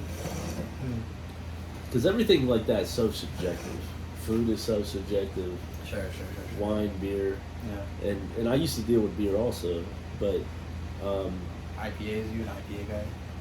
I like everything. It's because you look like a hipster. That's why. No, I like everything. Hipster. Hipster. I like everything in its season. Yeah. Okay. Fair. Because beers, You're a Sam Adams fan. I do. They actually have some crazy stuff that you can't One get ton here. lager. You know what? I like Great Lakes. You ever had Great Lakes beer? Great Lakes has some good seasonal beer, my friend. Probably like Great Lakes. It's a good. It's an Ohio local. Liquor. I might have. Well, the You have main to Ohio walk out on beer the that kosher stuff. It's a few of them. what?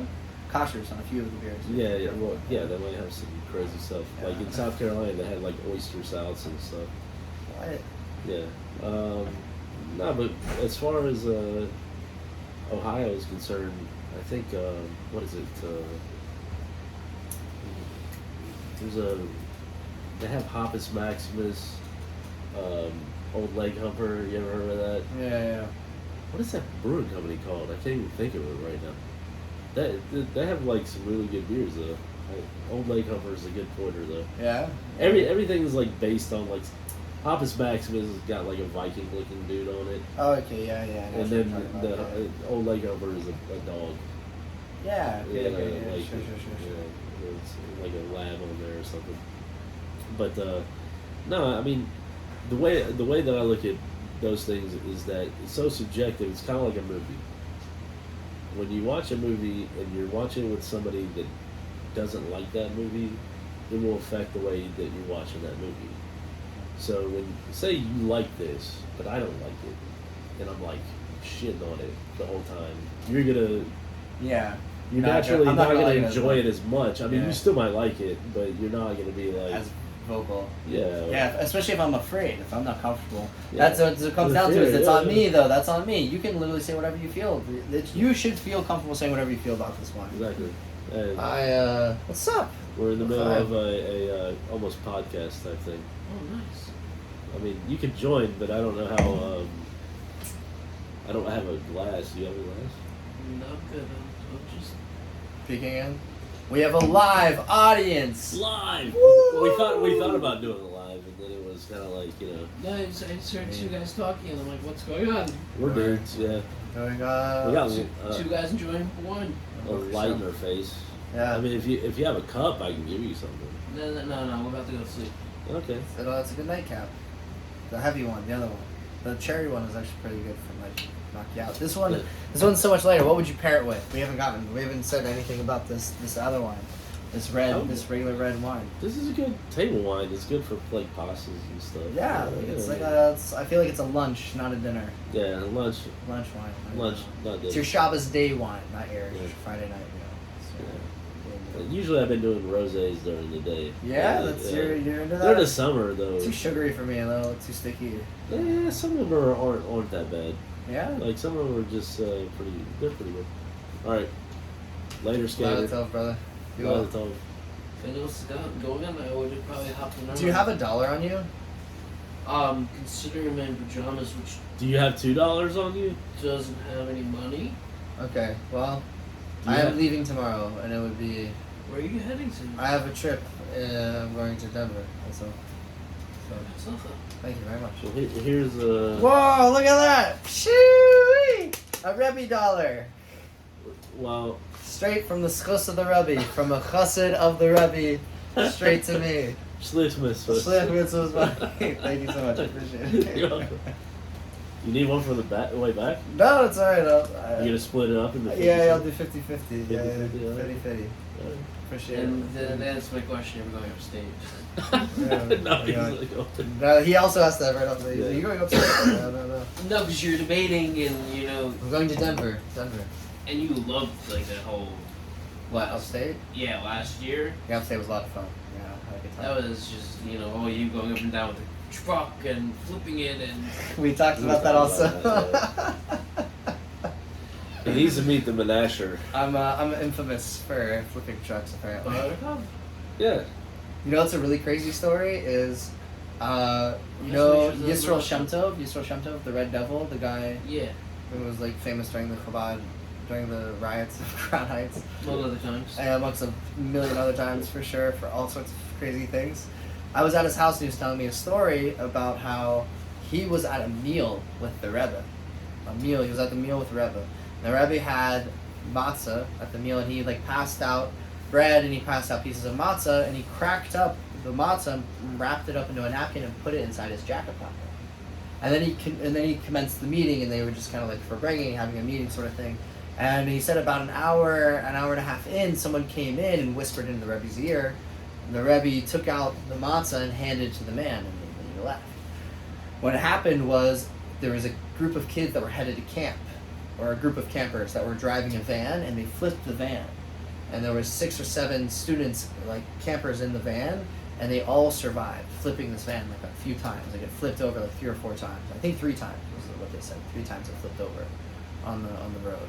And they all survived, and the number of the cracked matzah that he put in his coat pocket, the Rebbe put in his coat, it was the same number of kids that were on like 6 or 7 pieces of matzah that he cracked up and was keeping.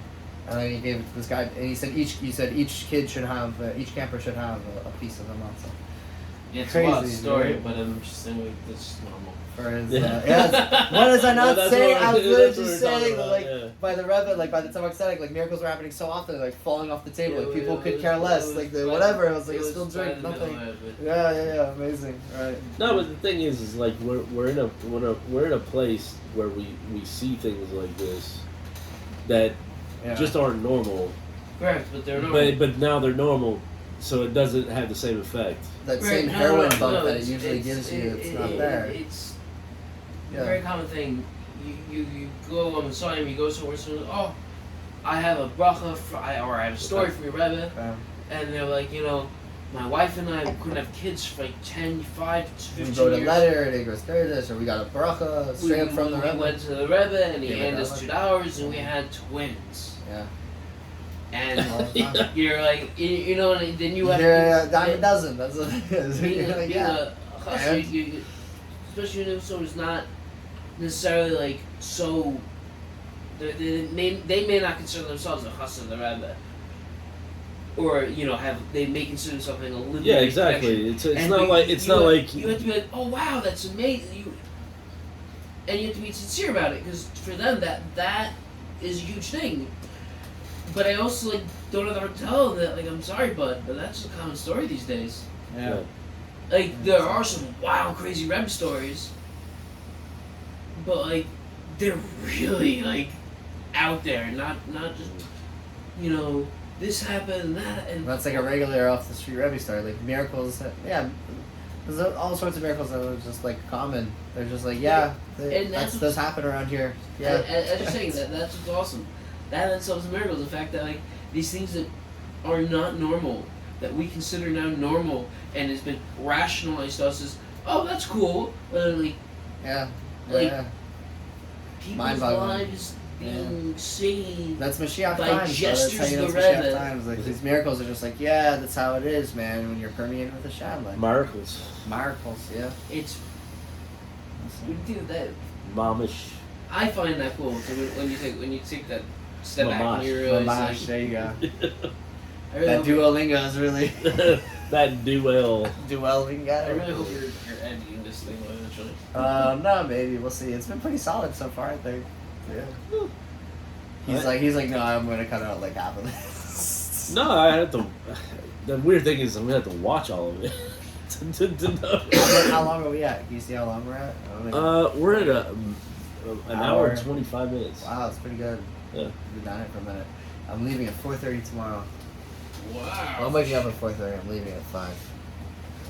Sorry, I should have asked you before I poured the. No, I wanted to, but actually I need to go to the restroom real quick. So. Okay, go for it. I'll just. You want to sit- switch me real quick? You I'm take just- I'm over. good. I'm good. I'm just You- gonna sit you're not- here you're and not stare. as I'm gonna stare at the. Management. Yeah. The screen. Don't say anything. Don't say anything. Just stare while you drink your wine. I'll do it like this. I miss Minasha. Me too, man. I talk to her once in a while, like through WhatsApp and stuff. You know I used to work with him, right? Yeah. That was like. It was great. He used to drive me nuts singing sometimes. I can see that. But at the same time, like a lot of times it was the funniest thing ever. But like when you're really trying to get work done and like you're just like, I was just like, can you just shut up for a second? But I'm saying that in a nice way. In a loving Yeah. way. Yeah. No. His wife just had a baby boy, I think. Again? Yeah, Rubbish, yeah. or girl. Not too long. It's just in his WhatsApp status, but a baby boy not too long ago. Yeah. Yeah. Oh, work a show. Wasn't tough. I'm very happy for him. I'm very happy for you. I actually had to try to remember his last name because I usually refer to him as Berkowitz. 'Cause Yeah? He's like Why? Because he's so Ashkenazi. Yeah. It's like it was. I used to say that, tease him like. I just call him the Benasher. No, I used to tease him at him like, I love you, but you're more Ashkenazi than I know some Ashkenazi guys. Yeah. He was like trying to learn it in a good way. Like he was like he's into learning Yiddish and he's not guy's straight Bahari. I mean, Oh, like, God. He's got some great stories though. oh, Yeah. but he doesn't think they're great. But Talking about Rahman? no. Benasher. He's Kafkazi, I think, or He's something. Tajikistan. No, Kazakhstan. No, No, I- Tajikistan is. Uzbekistan. He's No. I'm saying Kazakhstan. no, he's Uzbek. No. Same as Rahman- Khabib. Rahim is Uzbek. Yeah, same as He Khabib wasn't, Nurmagomedov. he wasn't Uzbek. He told me it's. Where's he from? Uzbekistan. I think it's Kafkazi. I think I've heard both. Dagestan. Kyrgyzstan. I don't remember. One But of the I crazy know wrestling countries. Menashe is Tajik. Yeah. I don't know if you say it that way or Taj not. Mahal. No, but he, No, like, Tajikistan. Tajikistan. Tajikistan, or how do you? I mean, I think. Tajikistan. One of them stands. One of them. But he's stands. straight up Baharian. Like, there's no question. Like, Menashe is straight up Baharian. Just. Yeah. Yeah, sure. Did I ever tell you the story about when I went to Israel, when he moved there and Liad? With the rain? Yeah. Yeah, you told me. Yeah, It's a good dude. story. That's how you know I'll you're just good. leave you there. Okay, yeah. Let you know. I don't wanna No, know. Yeah, you That's don't how you know you're good friends. You know the story. It's like, with this one little quick thing? Yeah, like, oh yeah, that was a great story. Like, Yeah, I love that story. Yeah, the It's a story is so story. great. We'll talk about it later. that's when you know you I don't want to bore you with. with the torrential Details. downpours Yeah. and us getting stuck out there and getting tidal waved by buses. Oh my god. That was like movies, like the movie. That's well, not, actually, is that your most bizarre story? no, but No. No. Almost getting killed by a wave of buses was not. actually his one of my bizarre most story. bizarre stories was an Amtrak story. Amtrak, a The train. Train. weirdest story I heard lately was someone saying the fact that they were walking, like, it was late at night, Yeah. and they felt like someone was following them, and they kept stopping. And it was me. No, it Oh. was someone else. And they stopped, and then like, whoever they felt was stopping stopped with them, and they turned around, and the person following was gone. And then he realized it was their shadow following them. All The right. street lamps. Like, They're like, hey, he's there. Oh, he's not there anymore. Oh, he's there. Next every There's street a- light. there's That a- That's it's fear, that ride. fear will do it to you, man. what I'm saying. Fear comes from the root of everything. I mean, it's that's possibly the It's way my first reaction to a lot of things is fear. You have to breathe through it. the gift of fear. You gotta wait. Yeah. It's a real thing. Just tell them you have to It's wait energy. till It's all before this. you go outside. Quit peeking on shrooms. I'm kidding. No, it was just I'm very, not. the way they told the stories is very funny because like they're Yeah. saying like and they have this whole build up and like, you're with them like Yeah. you feel the emotion that they're feeling because they're good at like, conveying that kind of information. And that was But- their shadow the whole And time. they're like, yeah, that nigga was my shadow. I'm like, oh man, it's like and You're hooked in. You're ready You're for hooked someone in. to pop out of the corner and like scare him, and he's like, and it was my shadow. It was the amusement park owner the whole time, Oh, like Scooby Doo. and Yeah. I'm just I would have waiting, gotten away with it too. I'm just waiting around for the story where Where almost you- he turns around and just clocks the guy. Pretty good. You know, it's like I'm waiting for that kind of He moment. starts punching the air. I blame it on my training, Stay away from me. but I'll take on that shadow. Kick that shadow's butt. Shadow, man. not me. Shadow boxing. Shadow boxing. Yeah, it's a whole different level. Alright. That's good. Yeah. Yeah, I got told like I had to be light on my feet when I had people. I told them I hit pretty hard. I don't really have to worry about being light on my feet. They're like, yeah, if it's something hitting, it's being hit hard. I'm like, I think I'm fine with that.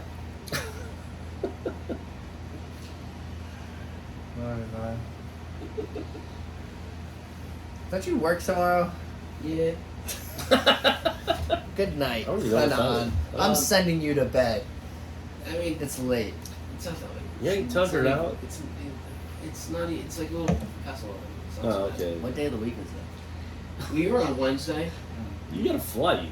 Oh yeah, I'm leaving tomorrow. You have to leave in the morning. You're sitting in What bed. day of the week? He ain't going to sleep. Oh, Probably no, not. I'm gonna sleep. I'm gonna sleep. Oh please! You're pulling another unit from Arizona. I have to You're going to sleep. go to work, and then you I have, shift. to, I have to sleep. I have to sleep. You then you go come home shift, drink a couple of What coffees. time is it?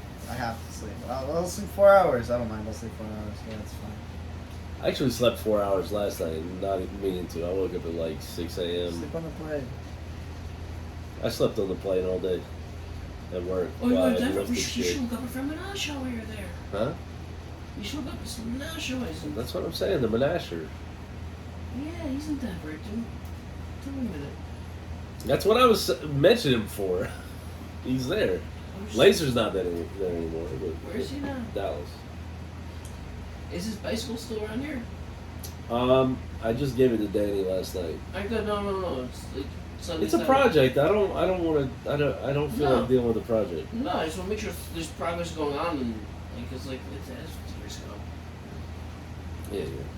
No, that's done. Oh, okay. I don't want to talk about it on. No. That's been settled. Fine. Yeah, so. Broke us up. All right. Alright, you here for Shabbos? No, I'm going to the 5 Towns. What? Enjoy. Like everyone's leaving. He's all uppity. All y'all are all uppity and shit. My professor. Too good for Crown Heights. Yeah. No, my professor I've had now for the second semester is like, he's like. Wants to host you for Shabbos? He's very close to the Chabad, Wow. and there's like, it's not a big class, like 7 or 8 guys. He's like, yeah, like, why don't we just have like a Shabbos at my house? I'm like, okay. All the guys are going? So 2 guys live in the 5 town. So one guy's coming Friday night to the meal. Okay. The other guy lives like a little bit away, but he's married with a baby, so he Can't come. can't. But they're having the kiddush for the girl at St. Chavez. So we're going to walk from the. It's a long walk, yeah. No, I'm saying it's like a half an hour walk, Wow. 40-minute walk. Easy. That's Us pretty Toluca good, guys. yeah. No, it's Tolucas. Albuquerque nights. That's normal. Yeah, Not a big whatever. walk. It's nothing. I mean, they got stray dogs out there. As far for Shabbos meal. I mean, that would be the only thing I would be concerned about. They have a dog. No, like stray dogs. A stray dog on the way. It's That's what I think about Suburbia. when I want to Yeah. walk to a place in North Carolina. Like Stray I dogs? think about it. Yeah, hell yeah. They get you. They get you. Get you. Yeah, this is Long Island. Stray dogs aren't really a thing. bro. I You got got bit by mauled. Oh wow. All right, That was we're getting last sucked night. into another part of the conversation. Yeah. Good night. What's the Is that your craziest scar? Probably, yeah. Well, other than well, whatever. My craziest scar is I when I was wrestling in high school, someone blew out my eardrum. Actually, there's also that's a bite mark too. Oh, so wow. it was like this. Jeez. I had a drainage tube in my arm. You could see. That's My mom gross. puked in a trash can, not in front of me though. But My you saw sister's it a nurse now, which is Oh, kind of wow. like a because you prequel. almost got killed by a dog. You inspired your sister to become. no. She like saved me. Really? She saved me from like doing the stupidest shit. I was gonna put my arm under a water tap. Oh, They had a oh. drainage tube in it. That would have hurt like shit for Yeah, one. yeah. That's why I think about like when you see those like plane wreck movies and shit. I'm like, man, that would be super painful. Also, like medically a real problem. Like if somebody has like open wounds and they're in the water like that, Oh yeah, because yeah, it's for sure. really painful. Yeah, absolutely. Yeah, Wow, they that's were like, crazy. yeah, dude, you're so lucky that you didn't do that. Dang, that's nuts. I could see the muscles and shit. Like, my friends were like freaking out. No, I don't want that. Yeah, my Wow, friends man. were freaking out. That's like crazy. big time. It was my friend's dog too. Yeah. That's the worst. It was literally the last day of school. We're supposed to go to a pool that just opened up. I just take my bike and I go through like the back fence. His dog is always chained in the corner over there. It's a mutt. Like I don't know exactly what kind of dog it is, but basically, I get there, put my bike against the building, and I turn around and It's the dog is there. on you. And so I turn around to like run, but I trip on my bike, and that's when it bites my arm, and then bites my finger here. Oh yeah. But I had this finger also chopped off right here too. All the way? Yeah. Yeah. Well, it's hanging on by a piece of tendon. Do you have a feeling yet left? Barely. I do, but that was when I was like have, 3. right here. I worked in a kitchen. I was a cook in a hotel. Done Yeah. And I sliced the whole thing all the way down, and it was like totally open. You could see almost all the way down to the bone. And I never even got stitches. I just put a little rubber thing on it, kept cooking, Super glue. pushed out the day. That's what they did to surfers Pretty when I much. was. Yeah, just pinched it together and like wrapped it up. You know, it'll be all right. I'll get there. super glue actually works. It's the best. Super glue is the best. There's one time this dude came in. I was working third shift. I managed the market on an island. Yeah. The dude came in like 4:30 in the morning, 5 in the morning, and people, they go surfing like at different times. Like when the swells are there, they go. Yeah. And they're there super early. The sun, it seems like is like just coming up, and the guy comes in and like his eyes like busted open. I thought he got rolled in a parking lot, but he just he hit his head like on some barnacles or shit. Oh yeah. and- The ocean's nasty. yeah, and then just asked for. It was like, you need to go to the hospital. You need me to call someone. It's He's like, like, nah, no, yeah. give me some super glue. Just put it right in. Save the $600. No, he wanted to go back out. Yeah, of course. Like that. That's why they do Yeah, it. the $600 hospital bill. You save that money, go back out. Whatever. It opens up, you just super glue it back down again. Yeah, just put some more in there. Yeah. So the Abruzzo. Okay, so can you speak? So if I want to go to Italy, Oh no, I don't know. My teacher passed me because it was my last class senior year, and I couldn't speak at all.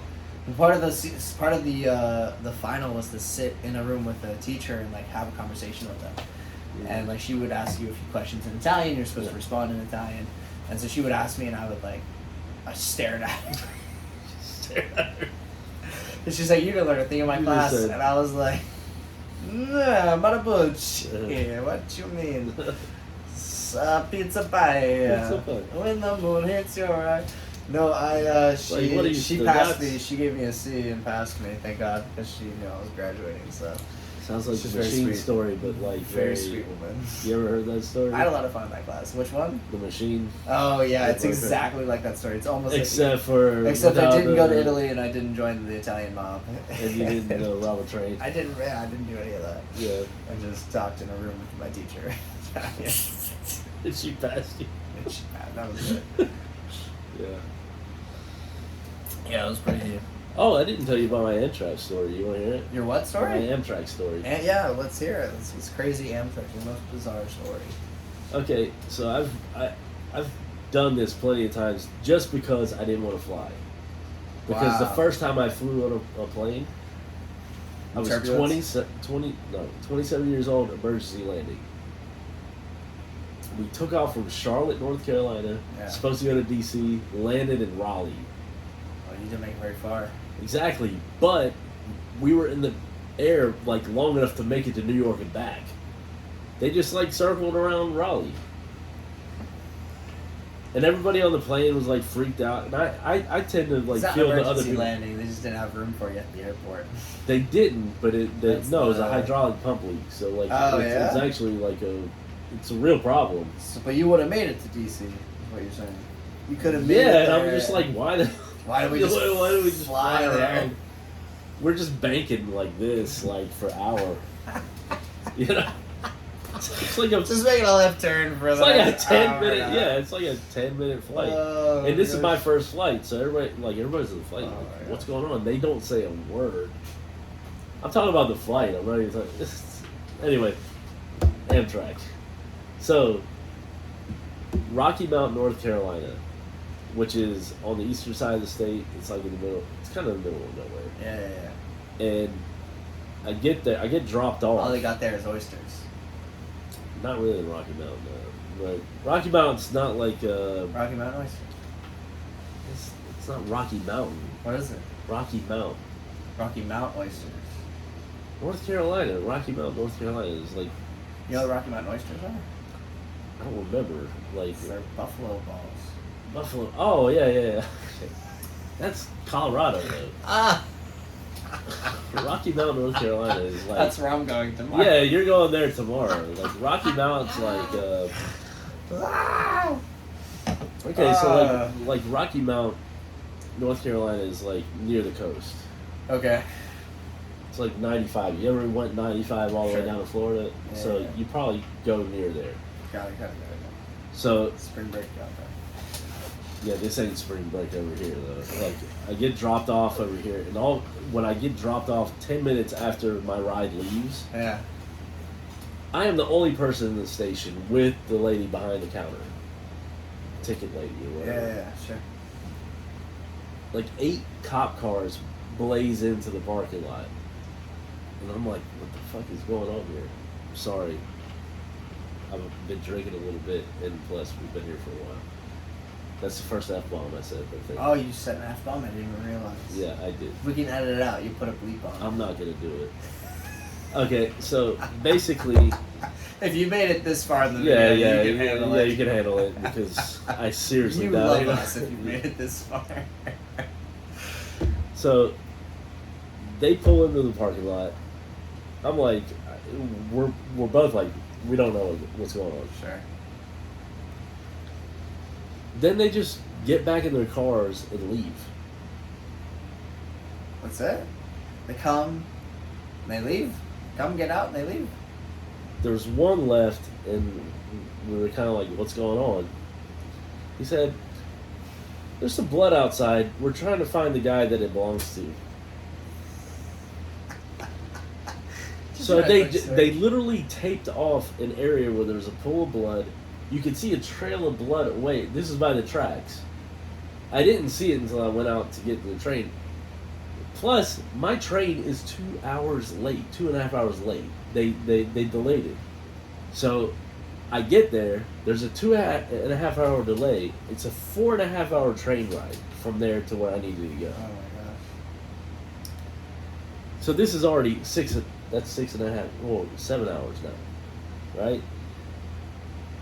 So train finally comes. I see what's going on there, and I'm like, they just bounce, and I'm having the the anxiety of like, who does this blood belong to, and Murder, who called? axe murders on the loose. Yeah, who caused this? Gonna hop on the back of the train that you're riding. Yeah.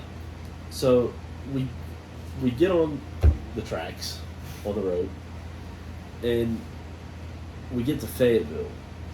Fayetteville is not too far away from there. It's a military town. There is a guy that got off the train with his wife. Big dude, like dreads, like really Jacked up. brolic dude. His wife tells him outside. You could see, like, I could see what happened. I didn't know until later, but I could see what happened. She said something to him. He gets back on the train and starts fighting this guy. Apparently, the guy hit on his wife while he was on the train. They're already off the train. Just let it go. They start fighting.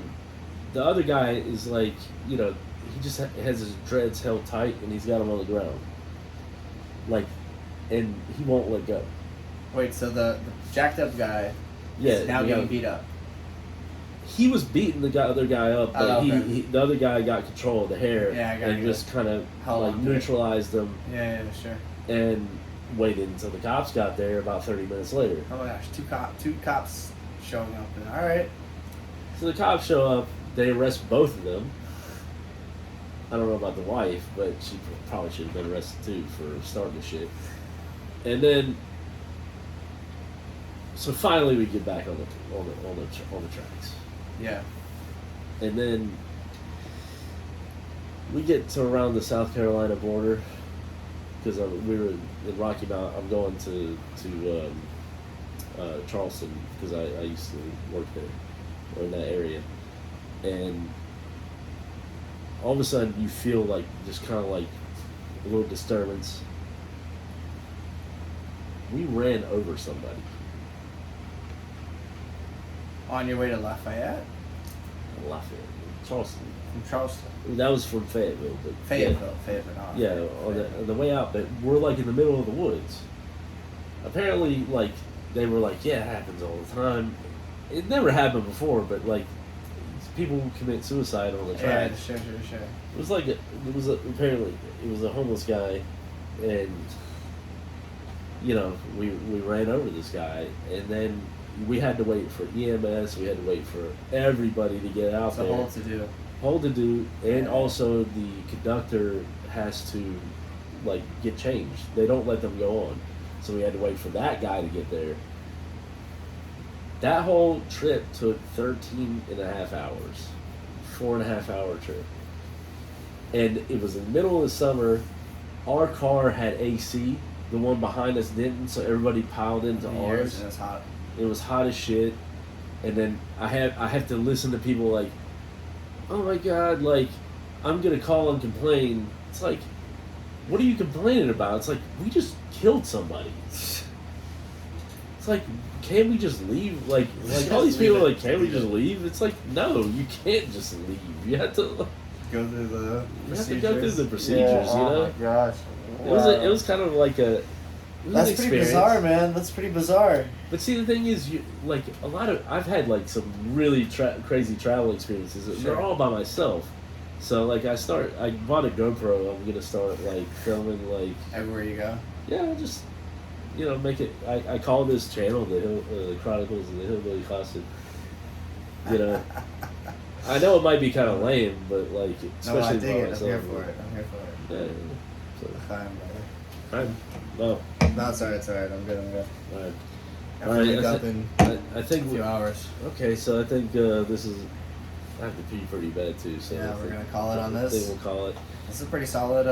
This is a lot of fun, man. Thank you. I appreciate it. I definitely want us to maybe do this again because For sure. maybe I could be a little more structured, or maybe not. Yeah, It whatever. doesn't matter. It's kind of like a for brain. Maybe, yeah, a little bit, yeah. Yeah. So If you have something you need to talk about, you want to talk about, yeah. Yeah. But I think it's definitely honestly, one reason why I wanted to do this is because it's like you see a lot of people like they get a little bit of notoriety or whatever for different things within the neighborhood. But it's like, you know, there are a lot of special people here. You know, maybe I want to, like, I'd love to maybe even sit down with David Chaim sometime. David Chaim, yeah, he's cool. Wow, yeah. He's So really like cool do guy to that. sit down with. Maybe even you be there for that because Sure, I mean, I'd of love course that. you've done some work with him. And like, sure, I'd love that. I don't want to put too much out there. Not that anybody's watching at this point. Not yet. Not Soon. yet, A lot of yeah. people. Yeah, so I think that'd be cool, and you know, of Start course, local, a lot of other people that we know. I mean, it's we have a lot of special people here. That's you know, It's a cool thing to do, man. Yeah. Appreciate it. I was told one time that Mashiach won't come until every Jew has his own podcast. So, L'chaim, l'chaim. L'chaim.